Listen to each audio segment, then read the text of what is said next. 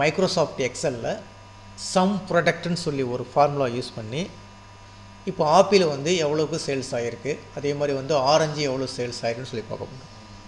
இப்போ எக்ஸாம்பிளுக்கு எவ்வளவோ ஆப்பிள் சேல்ஸ் ஆகிருக்கு.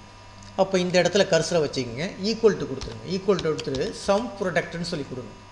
சம் ப்ராடக்ட்னு சொல்லி கொடுத்தீங்கன்னா அதில் ஃபஸ்ட்டு அரே கேட்குது. இந்த அரேயை அப்படியே செலக்ட் பண்ணிங்க. செலக்ட் பண்ணிவிட்டு ஈக்குவல் டு கொட்டேஷனில் எப்படி இருக்குன்னு எனக்கு ஆப்பிள்னு இருக்கணும். கொட்டேஷனில் எப்படி இருக்குன்னா ஆப்பிள் இருக்குன்னு கொட்டேஷனை க்ளோஸ் பண்ணிவிடுங்க.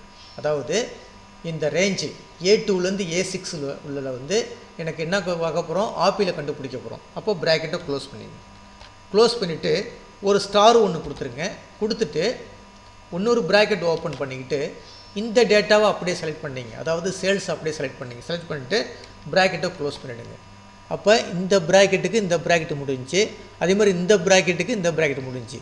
இப்போ டோட்டலாக என்ன செய்யணும், இங்கே ஒரு லாஸ்ட்டு ஒரு ப்ராக்கெட் ஒன்று போட்டுட்டு அதே மாதிரி ஃப்ரண்டில் இன்னொரு ப்ராக்கெட் போட்டுருங்க. ஃப்ரண்டில் இன்னொரு ப்ராக்கெட் போட்டுங்க. போட்டு ஜஸ்ட் ஒரு என்ட்ரு கொடுத்தீங்கன்னா உங்களுக்கு எவ்வளோன்னு சொல்லும். இப்போ என்ன சொல்லுது, 700. 700 ஏன் சொல்லுதுன்னா இங்கே ஒரு 300 ஆப்பிள் இருக்குது, இங்கே ஒரு 400 ஆப்பிள் இருக்குது, 700 சொல்லி காட்டுது.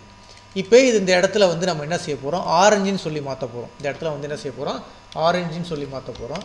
ஆரஞ்சு கொடுத்து ஜஸ்ட் என்டர் கொடுத்தீங்கன்னா உங்களுடைய ஆரஞ்சினுடைய குவான்டிட்டி காட்டுது. ஏன் ஆரஞ்சு காட்டுதுன்னா இங்கே 240, இங்கே வந்து 500, மொத்தம் 740.